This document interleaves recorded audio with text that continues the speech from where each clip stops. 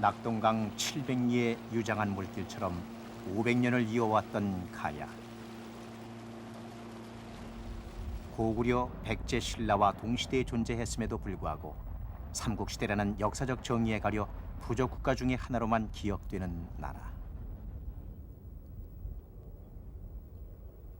문헌 사료가 많지 않다는 이유만으로 가야의 역사는 진열장 속에 빛바랜 유물로 남아 있어야 하는가?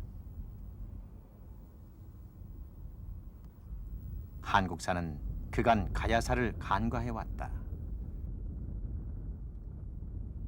최근에 고고학적인 성과로 그 공백이 급속히 메워지고 있지만 옛 문헌으로는 단지 삼국유사 중 가락국기의 짤막한 기록과 삼국사기 등 역사서에 극히 드물게 보일 뿐이다. 불행하게도 역사를 바라보는 입장에서의 가야의 기록은 사실적이기보다는 왜곡된 표현이 짙게 배어 있다. 가야는 정령 역사 속에 지워졌어야 하는 나라였는가? 최근 이 작은 나라에 대한 고고학적 연구가 활발해지면서 새로운 고찰이 이루어지고 있다. 2000년의 깊은 잠에서 깨어나는 가야의 유물들. 조각난 유물만큼이나 가야사의 보고는 훨씬 복잡하고 비밀스럽다. 그 모든 이야기들이 깊고 깊은 흙 속에 묻혀 있기 때문이다. 우리나라 최초의 해상왕국 가야. 선진 문화를 꽃피우고 대외 교육을 이끌었던 그들의 꿈은 조금씩 그 모습을 보이고 있는데 그들은 주인 없는 나라였는가? 한반도 남부를 호령하며 호연지기가 꿈틀거리던 그 땅에서 웅대한 꿈이 무한히 펼쳐지던 그 터전에서 이쪽 많이 올라오겠다. 우리는 안으로 움츠려들고 있는 것은 아닐까?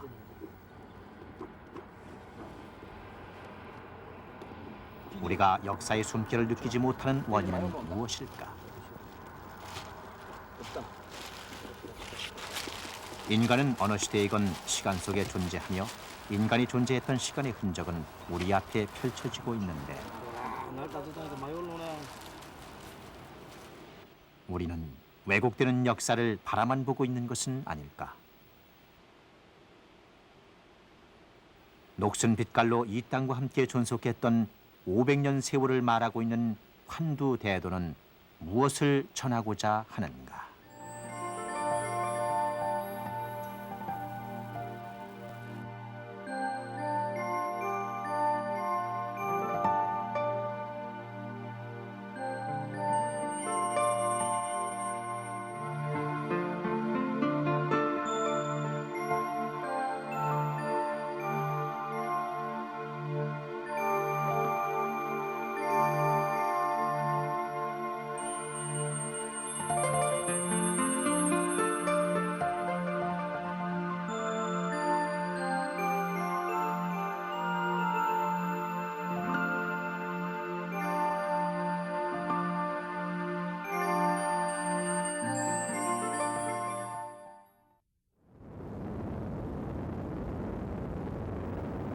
(2000년) 전 한반도 남부에 존재했던 신비의 왕국 가야.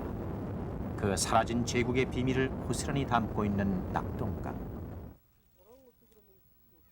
지성묘로 대변되는 청동기 문화가 전해지기 전부터 가야인은 이 땅에 살았고 그 흔적은 깊게 패인 돌덩이 한 자락에도 남아있다.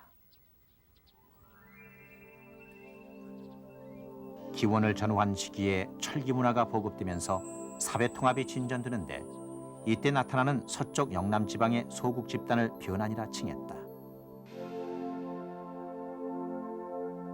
가야는 이 변환을 모태로 성립한 정치 세력을 말한다. 하늘에서 내린 알에서 깨어났다는 수로 신화는 한반도 남부의 철기 문화를 가진 정치체의 등장을 의미한다. 수로는 곧 철기인이었던 셈이다. 자기 땅에 풍부하게 매장된 철을 다룰 줄 알았던 선진 기술의 가야인들. 풀무에 달궈진 쇳덩이를 두들겨 제작하는 단조철기. 천도가 넘는 고온에서 녹인 쇳물을 틀에 부어서 만드는 주조철기. 가야인들의 철을 다루는 기술은 매우 뛰어났다. 시골 대장간에서 쇠를 녹이던 구조와 흡사한 가야 시대의 야철지가 발견된 창원. 이 모든 사실이 가야가 철을 생산해서 중국의 낭랑과 대방, 일본에까지 수출했다는 삼국지 위지 동의전의 기록을 사실로 확인시켜주고 있다. 과연 그들은 말 그대로 철의 왕국이었다. 철을 매개로 한 대외 교육이 활발히 진행됐다는 사실은 그들이 죽어 몸을 묻은 무덤에까지 남아있다. 중국이나 북방, 외계의 유물로 보이는 다양한 토기들. 적극적인 국제교육을 중심으로 가야는 선진 문화를 받아들였고 가야 특유의 세련된 미적 감각으로 승화시켰다. 죽은 자가 저승 갈 때 편한 길을 가라는 의미에서 만든 집신형 토기. 무덤 속 지하 세계의 어둠을 환히 밝혀주는 등잔형 토기. 여기에 가야인들의 삶과 죽음에 대한 생각들이 담겨 있다. 이렇게 세련되고 독특한 문화를 꽃피웠던 가야를 고대 국가가 아닌 역사 속의 부적 국가로만 인식할 것인가? 고대 국가의 형성을 우리가 알 수 있는 지표들은 수없이 많다 이거죠. 그런 지표들에 맞춰 볼 때 적어도 5세기 단계 이후의 가야의 여러 나라들은 우리가 국가 단계에 들어있다고 해도 가능하다는 거죠. 그런 요소들 중에는 가령 예를 들어서 여러 가지 요소가 있습니다만은 정복 전쟁을 수행하느냐, 즉 영토 획득을 목적으로 한 전쟁을 수행하느냐, 아니면 원거리 교육을 실시를 하느냐. 특히 원거리 교육을 실시하는 것은 고대 국가 체제로 가는 바로 이전 단계에 그 원거리 교육이 어느 정도 활성화되어 있느냐, 막 이런 것을 보여주는 건데, 우리가 이미 3세기 이전의 사실로서 나라에서는 철이 나고 이 철은 서북한 지역의 한해 9년에 수출이 되고 바다 건너는 일본 열도의 외인들의 나라에도 수출이 되고 있다. 이건 뭐 원거리 교육 아닙니다. 이런 것들은 이미 고대 국가를 형성해 나가는 바로 직전 단계의 그 지표라고 우리가 생각을 해도 되는 거죠. 가야는 단순히 부적 국가사로만 단정하기엔 안타까운 점이 많다. 묻혀있던 가야사가 드러나면서 실제 가야에 찬란했던 역사의 흔적이 서서히 밝혀지고 있기 때문이다.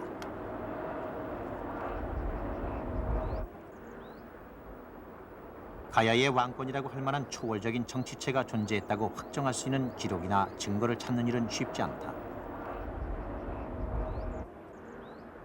그러나 사료상의 제약적인 현실과는 달리 지금 그 실체가 땅속에서 조심스럽게 모습을 보이고 있다.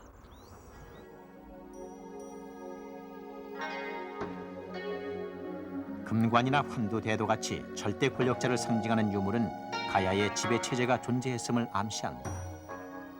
특히 지배자의 무덤이라고 인정되는 대부분의 고분에서 보여지는 환두대도의 등장은 무엇을 의미하는 것일까?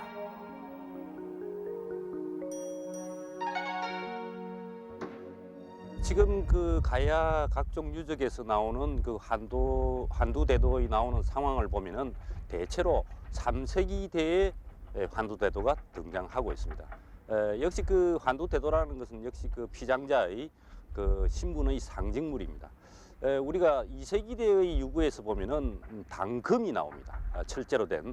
그래서 그 3세기대에 보면은 환두대도가 나오기 시작하는데, 역시 그때부터 가야 사회가 한층 더 확대된 사회로 발전된 것을 알 수 있고, 역시 그 신분의 상징물도 환두대도로 된다는 것은 역시 그 지배자의 어떤 권력, 뭐 이것을 상징하는 유물입니다만은, 막 그러한 것들이 이제 작은 칼에서 큰 칼로 되는 그런 상황을 나타내고 있기 때문에 이 환두대도의 등장은 가야 사회의 확대 발전과 피장자 권력의 그 확대, 신장, 이것을 의미한다라고 볼 수 있습니다.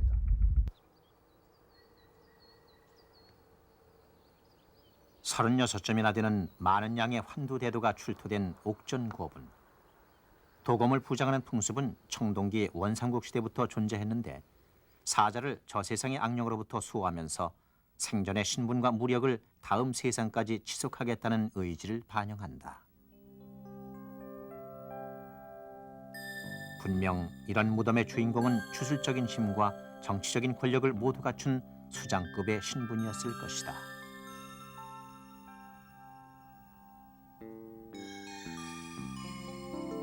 가야식의 환두대도는 그 문양이 상당히 뛰어나다. 둥근 환두 속에 새겨진 신성한 동물인 용이나 봉황 등이 꽤나 사실적으로 표현되어 정교하고 세련된 가야인의 솜씨를 엿볼 수 있게 한다. 당시 가야 사람들은 환두대도를 자신의 힘을 과시하고 위엄을 갖추는 대표적인 물건으로 생각하고 있었다. 그래서 많은 환두대도를 자신과 함께 매장함으로써 사는 동안 그들이 가졌던 권력을 되새기고 싶었는지도 모른다.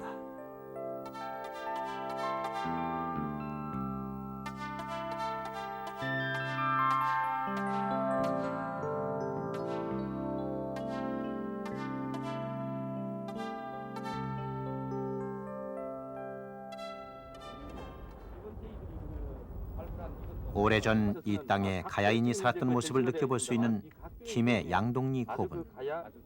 기원 후 2, 3세기에 흙 속에 묻혀있던 가야의 잃어버린 시간이 5천여 점의 귀중한 유물을 통해 그 모습을 드러냈다. 가야인의 미적 감각을 한껏 뽐낸 옥 제품들. 일본보다 100여 년이나 앞섰음을 증명해주는 통영동기의 출토는 일본 문화의 원류가 가야에서 건너갔음을 확인시켜준다. 아주 간단하지 않은 소위 말하는 와질 톡이죠. 이 아주 톡이 발전해가는 처리가 어떻게 발전하는 이런 것들을 알 수 있는. 또 이들은 많은 사람들의 지대한 관심에 부합하기라도 하듯 이 시기 가야가 지배자 계급이 발생했을 정도로 진전된 사회였음을 말해주고 있다. 세영동검 이래 철검으로 대표되던 건의의 상징물이 3세기 들면서 환두대도로 바뀌고 있는데 그다음에 지금 현재 이번에 나온 건 사실은 아주 이 부분이 사실은 결실이 됐습니다만 이제 큰 칼에 이렇게 고리가 들어가는 장식이 3세기 때부터 나타나기 시작합니다. 그렇게 되는데 요 안에 이제 장식이 들어가는 것은 꽤 넣습니다. 이것은 가야 사회가 발전된 정치제를 이루고 있었음을 반증한다. 곧 이 시기부터 가야 사회에는 실질적인 왕들이 나타나고 있었던 셈이다.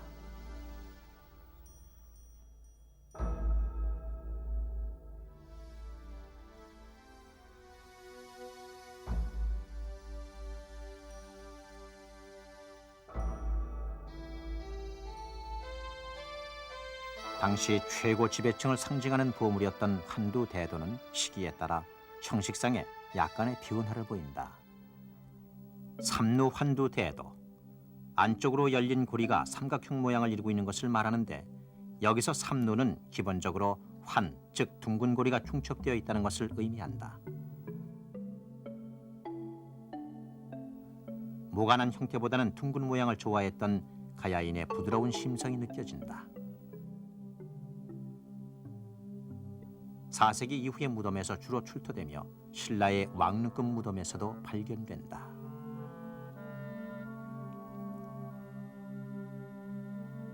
나뭇잎 모양의 잎사귀 3개가 고리 안에 조각되어 있는 삼엽환두대도. 가야 각지에서 출토되고 있는데 지상과 천계를 연결하는 의미로 여겨졌던 새의 형상을 본뜬 듯한 모양새가 관념적이기까지 하다.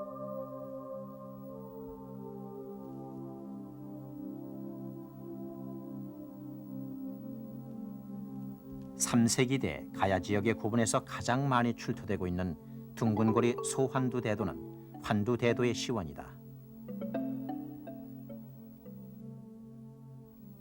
원래 검은 청동 단검에서 시작하여 철제 단검을 거쳐서 철제 장검으로 변화해 갔던 오랜 역사를 갖고 있다. 화려한 장식이 가미된 환두대도가 출토되는 5세기가 되면 검은 무기로서의 기능을 완전히 상실하는데 그럼에도 불구하고 장검을 사자의 신변에 부장한 것은 오랜 전통 속에서 배양돼 왔던 가치와 왕과 제사장을 숭배한 문화적 관념을 보여준다. 결국 환두대도가 왕권의 또 다른 일면인 제사권자로서의 권위를 나타내는 상징물임을 의미하고 있다.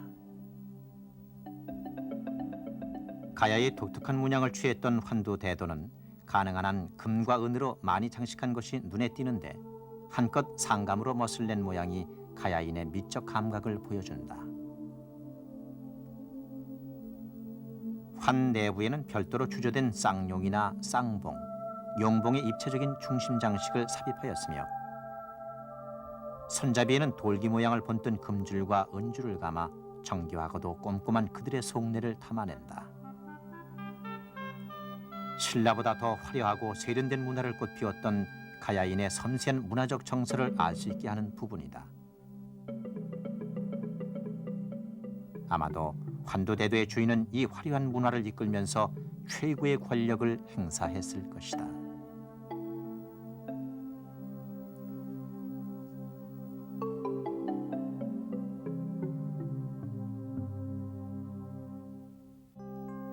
가야의 정치적 우월성과 문화적 우수성은 환두대도에 그대로 나타나고 있다.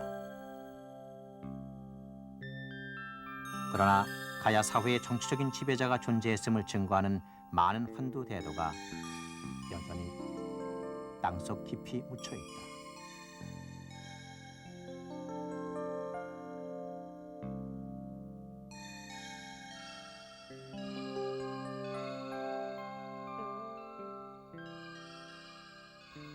그렇다면 가야가 소국들의 연맹체 수준을 넘어 국가 형태의 정치체로 발전했을 것이라는 결론은 어디서 찾을 수 있을까?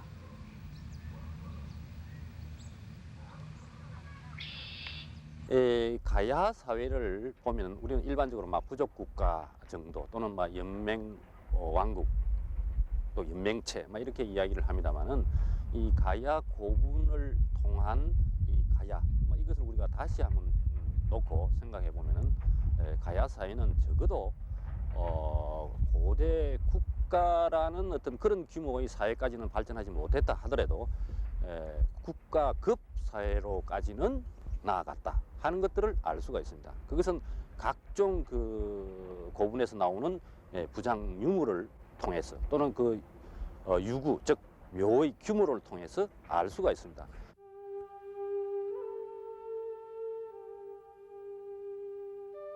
고고학적으로 묘제는 가야 사회의 특성과 어떤 정치체를 이루고 있었는지를 밝히는 중요한 단서다. 묘제 양식이 변한다는 것은 지배체제의 변화를 의미하기 때문이다. 그래서 가야는 무덤을 쓰는 방식이 변하면서 사회상도 함께 변했다. 3세기 목관묘에서 목광묘로 넘어가는 단계를 보면 묘제는 그 규모면에서 5배 이상이나 커졌는데 이것은 가야가 국가급 사회로 발전됐음을 의미한다. 목관묘를 사용하던 지배자에 비해 부장품의 양도 많아졌고 종류도 무척 다양해졌다.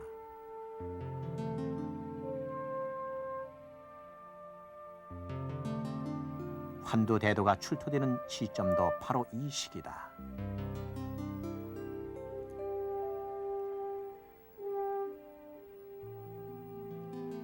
목광묘는 관을 짜고 그 안에 죽은 자를 안치했던 목관묘와는 달리 구덩이에 곽을 세우고 여기에 시신을 안치한 방식으로 얼핏 생각하기에도 규모가 엄청나게 커진 매장 양식이다.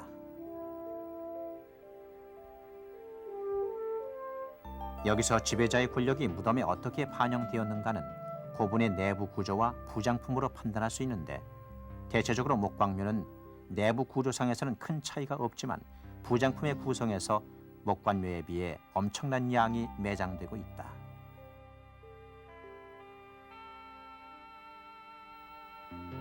결국 주인공이 어떤 신분인지를 밝히고 당시 사회상을 알기 위해서는 묘제를 통해야 하는 셈이다.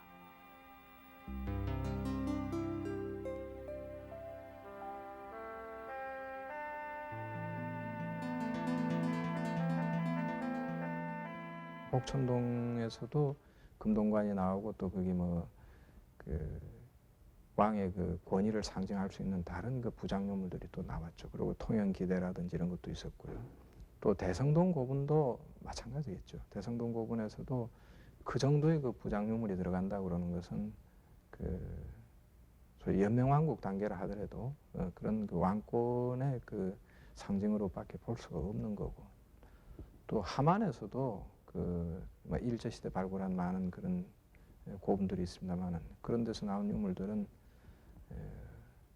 그런 그 소위 소국 단계의 왕권이라고 할까, 그런 단계보다는 조금 더 발전한 단계로 볼 수 있는 것들이죠.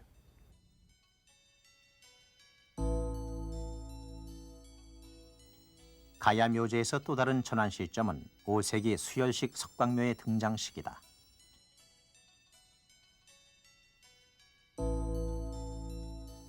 수열식 석광묘는 지표 아래로 곧게 내려가는 구덩이를 파고 석재를 사용하여 네 벽을 쌓은 다음 여러 개의 돌이나 나무를 뚜껑처럼 얹어놓고 봉토를 한 것인데 가야의 대표적인 무덤 양식이다.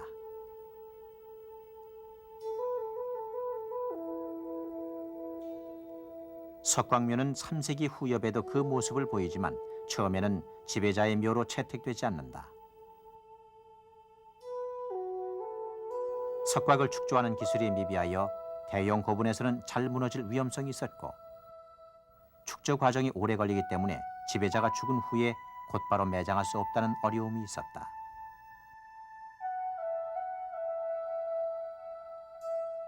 그 후 기술이 발전하면서 본격적으로 축조됐는데 이때부터 지배자의 권위는 더욱 신장됐을 것이다.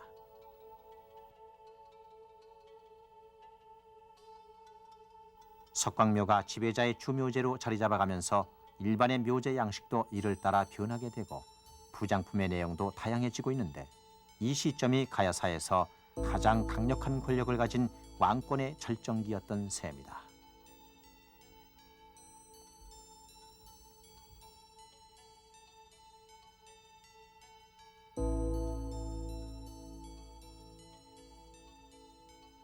가야인들이 무덤을 만들 때 빼놓지 않는 일이 화폐로 사용됐던 철정을 함께 묻는 일이었다.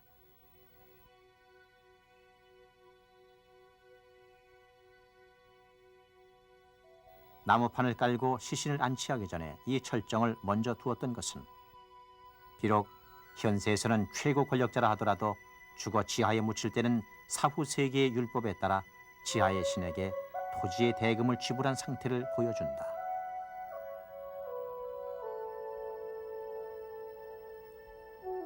결국 이 당시의 강자는 철을 지배하는 신분이었고, 이 정도의 철정을 넣을 수 있었던 무덤의 주인공은 그만큼 살아생전에 막강한 권력을 행사할 수 있었던 인물임을 암시하는 것이다.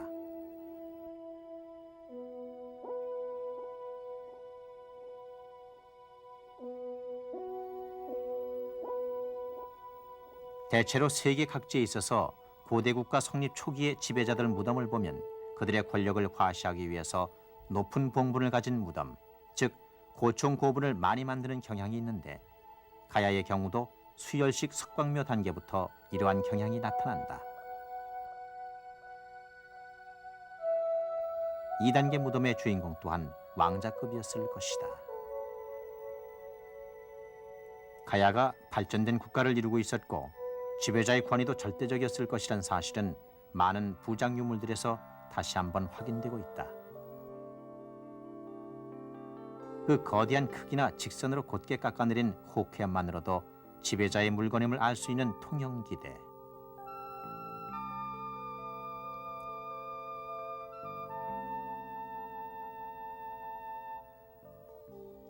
제사용구로 사용되었음직한 통영동기.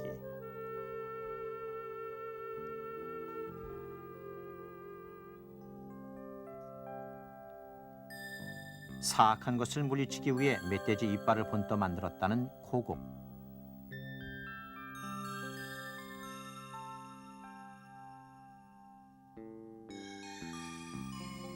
주판알 모양으로 정교하게 깎은 다면옥.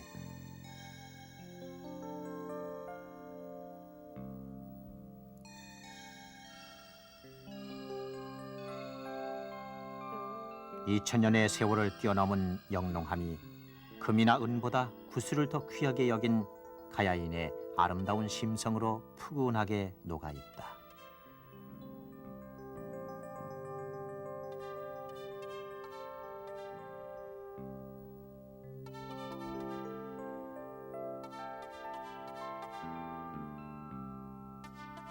제사장의 상징물로 사용되었을 동모는 당시 지배자가 가졌을 막강한 권위를 느끼게 한다.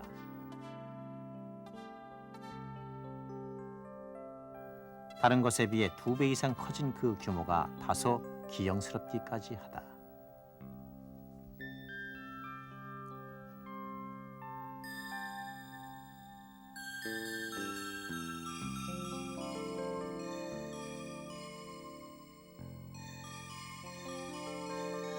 청동을 신성시했던 가야 사람들의 사상을 담고 있는 철단검.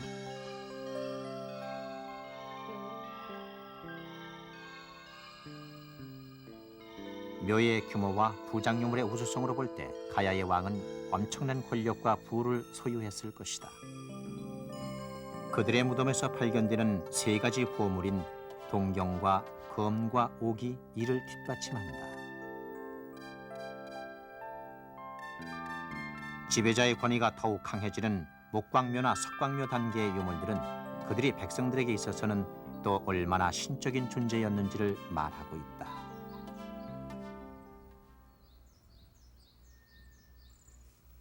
가야 왕권의 진실을 담고 있는 묘제는 위치로 볼 때 또 한 번 독특한 성향을 보인다. 신라 같은 경우에는 적성 목광묘라 해서 그 안에 목각이 설치되고 또 이 백제 같은 경우에는 횡일식 석실묘가 주 묘제로서 되지만 이 가야 지역의 전역 그러니까 이 건강가야나 고령의 대가야나 또 고성의 소가야나 이런 가야들이 모두 이 수열식 석광묘로서 축조되는 것이 하나의 그 특징으로 볼 수 있습니다. 그리고 또 이 입지 면에서 이 가야 고분은 신라나 백제의 고분과는 차이가 납니다. 이 가야 고분을 쭉 보면 이 가야 고분은 어떤 독립된 구렁 그러니까 하나의 그 구렁의 위에 설치되어 있는 그런 형태를 가지고 있지만은 이 신라 같은 경우에는 이 평지에 고분이 설치되어 있고 또 이 백제 같은 경우는 경사지에 이 고분이 설치되어 있음으로써 신라 가야가 다른 가야 문화가 하나의 그 독특한 이 고분 문화를 형성하고 있었다고 볼 수가 있습니다.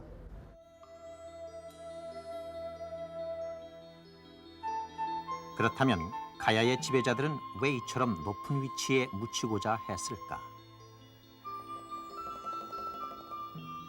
대체적으로 그 가야의 고분군을 발굴해 보면은 가야의 고분군은 이제 그 집단 묘역을 이루고 있습니다.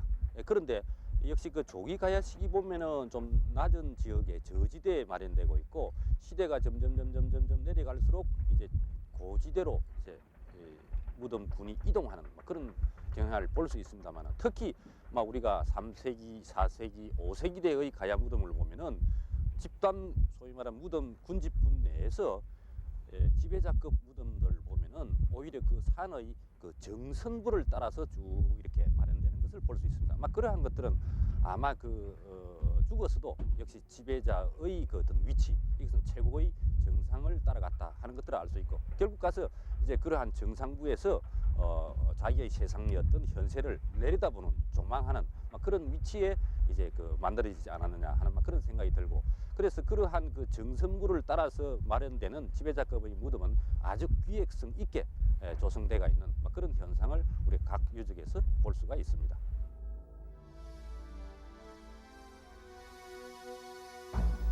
가야의 왕들은 죽어서조차 살아생전 자신이 지배했던 땅을 그렇게 지키고자 했던 것이다.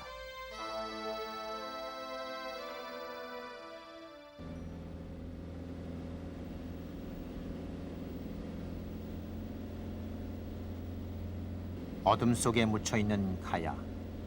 아직도 가야의 진실을 밝히는 작업은 어두운 니로 속을 헤매고 있다. 세상의 모습을 보이기도 전에 깨져버린 역사의 조각들. 교동고분군은 당시 80기가 넘었고 송현고분군은 대단히 광활하게 펼쳐지면서 약 100여 기 있었다고 합니다. 그런데 유감스럽게도 일정 때 거의 다 도굴이 되고 그 유물은 별로 발견하지 못하고 그 뒤에 차츰차츰 복원하면서 다소 나온 유물 일부를 가지고 현재 우리 창녕 박물관에 보관을 하고 있는 이런 정도입니다. 2000년 전에 수수께끼를 풀기도 전에 가야는 이미 파헤쳐질 대로 파헤쳐졌다. 한반도의 고대사를 해명할 고고학적 보고인 가야. 찬란했던 문화의 실체를 보여주기도 전에 아무런 제재도 없이 그렇게 유린돼 버린 것이다.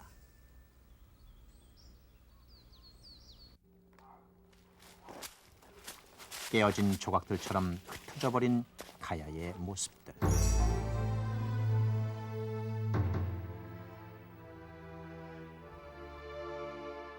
고쿠라 타케노스케라는 고고학자가 사업가인 동시에 아주 유명한 고고학자가 있었는데 이 사람이 아주 많은 돈으로 그것을 접수를 했어요. 그 대구에 태백공사가 있던 그 자리 지하실 박물관을 만들어가지고 보유하고 있다가 그 종전 전에 하나하나 전부 일본으로 옮겨갔습니다. 그래서 지금 동경에서 머지않는 치바라는 곳에 그 고쿠라의 그 고택에 산을 파가지고 지하 박물관을 만들어서 지금 갖춰놓고 있는데 한 10여 년 전에 죽었습니다만 이 사람이 자식한테 유언도 이것을 오픈하지 마라. 도록도 내지 마라고 했습니다. 그렇게 귀한 겁니다. 다행스럽게도 당시의 모습을 온전히 보존하고 있는 개성고분. 하지만 대부분의 가야 유물은 근원이 어딘지도 모를 정도로 깨어져 흩어졌다. 가야사가 미궁 속에 빠져 있는 것은 어쩌면 필연적인 결과인지도 모른다. 한반도 어디에 가야의 숨결이 닿지 않은 곳이 있었을까마는 추적하면 흩어진 가야의 진실이 드러날 것이다. 가야사를 찾아가는 작업은 깨어진 유물 한 조각 한 조각을 찾아 맞추는 작업인 셈이다. 그 속에서 진실을 화석처럼 캐내야 한다.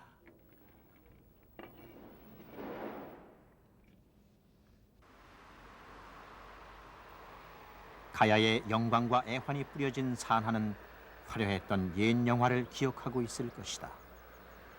희미하게나마 역사의 한 자락을 들춰내며 지켜내지 못한 후손들의 어리석음에 통탄해하고 있는 것은 아닐까.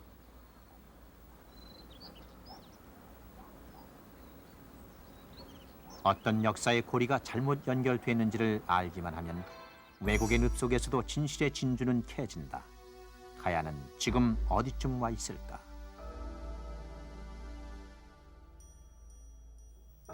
강력한 지배자를 중심으로 거대한 제국을 형성해간 가야의 참모습이 금관과 같은 유물들을 통해 확인되고 있다.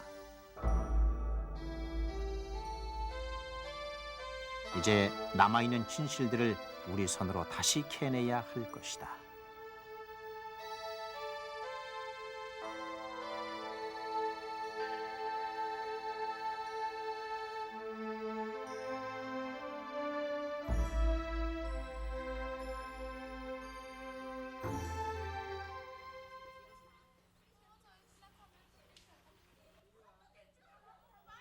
가야의 정치 세력이 가장 확대되고 있는 것을 보여주는 지산동 고분.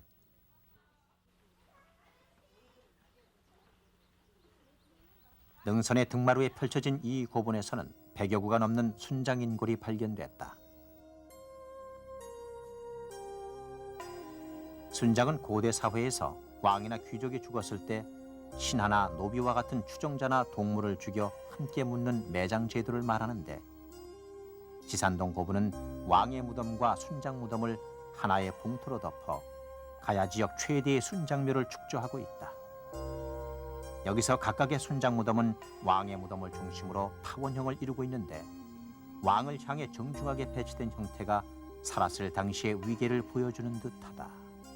이 순장자는 산 사람을 매장한 것 같지는 않고 안에 유물이 그대로 배치되어 있는 상태를 보면 이미 죽여서 매장을 한 거다, 이런 걸 우리가 볼 수 있는데, 결국 한 왕이 죽은 다음에 따라서 죽는 그 사람에 대한 생사 여탈권을 가지고 있는 그런 표시를 순장이라고 할 수 있습니다. 소리 없이 죽임을 당해야 했던 순장자들. 예리한 둔기로 혹은 극약으로 그렇게 죽어간 가야인의 모습은 처연하기까지 하다. 지금이라도 그들은 한스러운 자신의 사연을 털어놓고 싶은 것은 아닐까. 특히 그 순장묘를 통해서는 가야인들의 어떤 생각이랄까, 사상이랄까, 이런 것들도 짐작할 수 있는데, 결국 그 순장자는 죽여서 순장을 했지만은 실질적으로 죽었다는 관념이 있지 않습니다. 그거는 잘 무덤을 그 순장묘를 보면은 그 순장 공간이 의외로 큽니다. 실질적으로 사람을 그 순장자를 죽여가지고 순장을 했다면 그렇게 큰 공간이 필요 없는데 아주 넓은 공간을 놓고 있습니다. 뭐 예를 들어가 이제 그 주실에 순장된 시자의 경우에는 바로 주인공 가까이 신병 가까이에 이제 순장된 흔적을 볼 수 있습니다만은 예, 부실에 순장된 그런 상황을 보면 비록 그 순장 인골이 나타나 있지 않다 하더라도 그 순장인을 위한 활동 공간으로서 아주 넓은 공간을 마련해 놓고 있습니다. 그러한 것들을 보면은 그 당시 그 가야인들은 죽었다는 개념이 아니라 다음 세상에서도 이 지금 현세와 같이 산다 하는 관념을 가지고 있다 하는 것들을 알 수 있습니다. 무덤의 주인과 순장자의 신분이나 두 계층 간의 관계는 명확히 설명되지 않는다. 단지 사람을 죽여 장례에 사용한다는 것 자체가 힘이 있는 계층이 아니고서는 할 수 없는 일이기 때문에 당시 사회의 지배 집단이 얼마나 강력한 힘을 소유하고 있었는가를 가늠해 볼 수 있을 뿐이다. 그래서 순장의 형태나 순장자 수의 정도는 지배 세력의 힘의 정도와 일치하는 셈이다. 4세기에 처음 나타난 김해 지역의 순장과는 달리 5세기의 지산동 고분이 가야 지역에서 왕권이 최절정에 달했던 시기의 무덤이라고 인정되는 것도 이러한 이유에서다. 이런 그 여러 30몇 개의 그 순장 곽에는 각각의 특징이 있어서 유물로 보면은 무기만 나오는 곽이 있는가 하면 의복류만 나오는 곽이 있고 음식물류만 나오는 곽이 있고 이렇게 각각 나누어집니다. 라고 하는 것은 왕이 살아생전에 지배를 하던 관리를 하던 각 담당 부서의 대표자들 몇 명이 왕이 죽을 때 강제로 죽여져서 순장이 되었다는 걸 볼 수가 있죠. 즉, 이 모습을 보면 왕은 살아생전에서 인민을 지배하기 위해서 관장하고 있던 그런 조직을 죽은 후에도 그대로 무덤 속에 가지고 들어간 형태죠. 가야의 순장은 기록에서는 보이지 않지만 우리나라 순장 고분의 대부분이 가야 지역에 위치하고 있어 순장 고분은 곧 가야의 고분이라고 말할 정도다. 그만큼 가야에서 순장은 일상적으로 행해졌던 것이다. 그것은 가야의 왕권이 얼마나 확대되고 발전되어 있었는지를 짐작해야 하는 부분이다.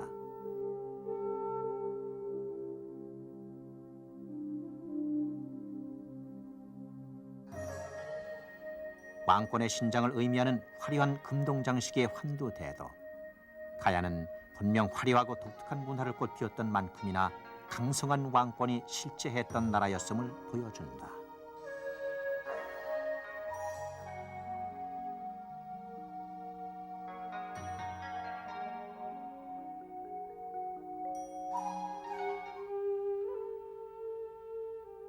거대한 묘지의 규모, 거기서 출토되는 환두대도와 많은 양의 유물들. 이것들은 역사 속에서 사라진 가야가 강성했던 고대 국가를 이루고 있었다는 사실을 확인시켜주고 있다. 이러한 나라가 하나의 국가체로 발전하지 못하고 역사의 뒤안길로 사라진 이유는 무엇일까? 본래 가야는 그 철을 바탕으로 해서 고대 국가 체제를 갖춰나가던 그런 사회였는데 이 철산이라고 하는 게 사실은 상황이 한번 바뀝니다. 적어도 3세기 이전까지는 분명히 이 김해 지역을 중심으로 한 가야 지역이 상당한 그 철산을 보이는데 이게 뒤에 가령 예를 들어서 신라가 장악을 하게 되는 울주의 달천강산 같은 게 개발이 되면서 그런 데에서는 이전에 사철을 중심으로 해서 많은 노동력을 투여해 가지고도 적은 양의 철을 얻을 수밖에 없는 그런 시스템에서 저쪽에서는 이제 철 광산이 개발이 되고 적은 노동력을 가지고 많은 생산량을 확보할 수 있는 그런 시기로 바뀌게 됩니다. 그러니까 적어도 우리가 고분에서 보이는 그 철기의 질과 양의 우열을 우리가 비교해 본다면 한 3세기를 또는 4세기 정도를 전후로 해서 김해 지역이 질과 양에 있어서 우월했던 데 반해서 그 이후의 시기가 되면 신라 지역이 우월해지게 됩니다. 그러니까 우선 김해 지역이 장기로 하고 있던, 즉 가야가 그 경제적인 기본적인 토대로 하고 있던 철의 생산력에 있어서도 신라와의 역전 관계가 대개 4세기 정도부터는 이루어지게 된다. 이런 게 일종의 가야 지역이 신라에 뒤처지게 되는 그런 이유 중에 하나라고 할 수 있습니다. 그다음에 또 하나는 역시 농업 생산력 문제인데요. 가야가 주로 처음에 여러 문화를 일으키고 정치 시대를 형성해가는 건 남해안 지역입니다. 근데 남해안 지역은 기본적으로 선진 문물을 받아들이는 창구로서는 유리하지만 그 농업 생산력을 바탕으로 할 수 있는 그런 사회 체제는 아닙니다. 그래서 전기 가야에 있어서 발전을 한다는 것은 선진 문물을 받아들이고 다시 수출을 하고 하는 과정에서 교역을 통해서 경제적인 토대를 이룹니다. 그래서 발전하던 것이 후기에 가야 사회 자체가 내륙 중심으로 옮겨가듯이 이제 선진 문물의 그 교육을 통한 통해서 만들어지는 경제적인 기반보다는 농업 생산력이 아주 중요하게 작용을 하고, 그래서 이른바 신라나 백제 지역에서 상곡평야, 곡간평야라고 하는 것을 중심으로 해서 농업 생산력이 발전하는 데 비해서 가야는 별로 그렇지 못했다. 따라서 그런 점에 있어서도 가야가 신라나 백제에 적어도 4세기 이후부터 뒤처지게 되는 그런 요인을 우리가 생각할 수 있지 않을까, 그렇습니다. 무덤 속에서 출토된 토기는 가야인들의 깊고 다양한 정신세계를 반영해준다. 현세와 내세를 연결하여 살았던 사람들. 토기에는 그들이 가졌던 정치적, 문화적 뿌리까지 간직되어 있다.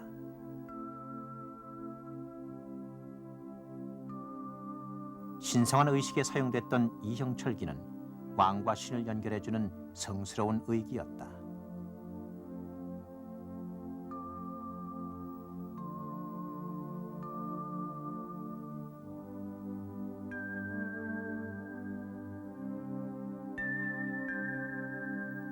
유목민들의 뿔잔을 흙으로 빚어낸 각배. 문양과 형태가 흉내낼 수 없을 만큼 독특하다.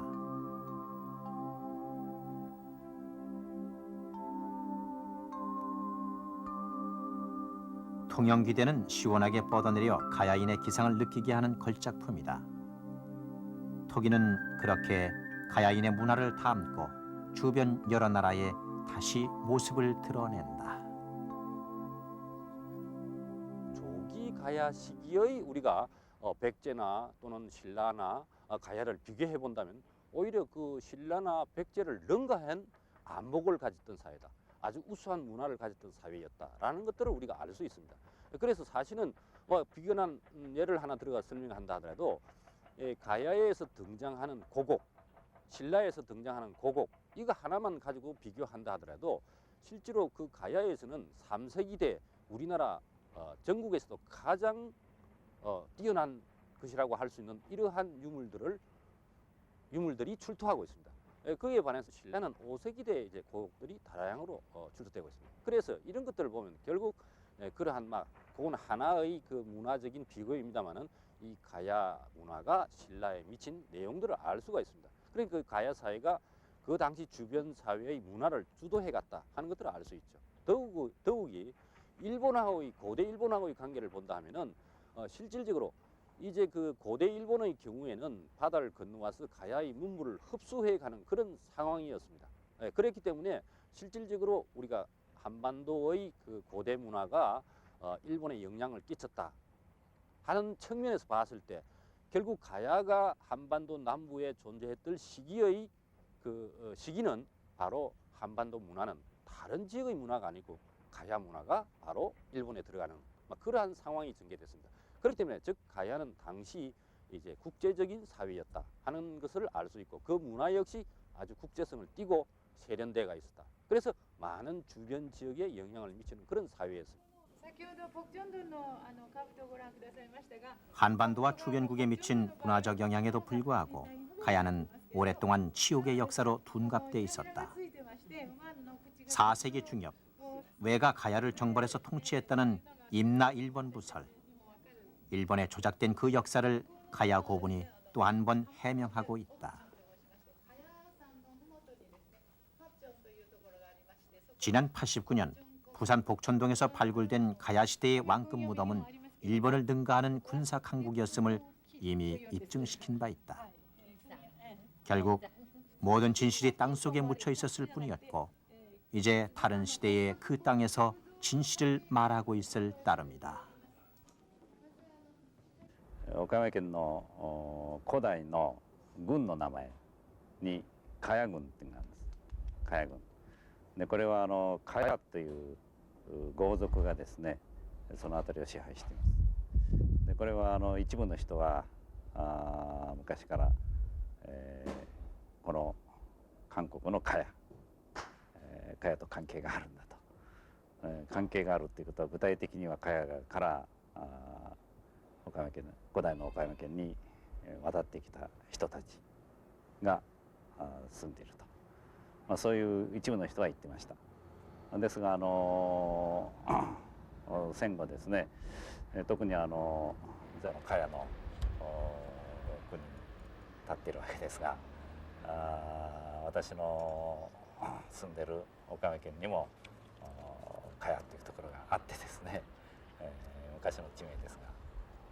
そこにやはり広角的な遺物もですね、最近どんどん出てきていると。ですからこの茅の地の 기록으로 남기지 못한 역사는 결국 이 산하의 숨결에 귀 기울여야 한다. 가야는 조심스레 땅속에서 얼굴을 내밀고 찬란했던 문화와 강력한 왕이 이끌었던 나라였음을 말하고 있다. 이제 격동의 세월을 살다 간 가야산은 좀 더 확실한 위상으로 다시 태어날 것이다. 우리가 역사를 배우면 삼국시대라고 배웁니다. 고구려, 백제, 신라, 건국순으로 뭐 그렇게 말하고 뭐 삼국사기로 하면 신라, 고구려, 백제로 나옵니다만은 그건 뭐 김부식 씨가 신라 김씨니까 뭐 그렇게 되겠지만 이게 역사로 잘못됐다는 거예요. 대가야만 하더라도 이진아시 왕을 시초 왕으로 시작해서 16대 도설지 왕까지 520년의 왕국을 이어온 것입니다. 520년이라면 고려 475년, 이조 519년보다 긴 왕조의 역사를 지니고 있음에도 불구하고 또 그것이 분명히 모든 역사적인 유물에서 증명됨에도 불구하고 또 일부 삼국사기나 삼국유사나 아니면 가락국기나 동국 여지 성남이나 모든 기록에서 가야국이 분명히 있었다는 사실이 있음에도 불구하고 가야사가 이 우리나라 정사의 역사의 뒤안길에 있다는 것은 이것은 역사적인 큰 오류라고 생각합니다. 그래서 나는 그 당시에 사국시대라고 해야 옳지 않나.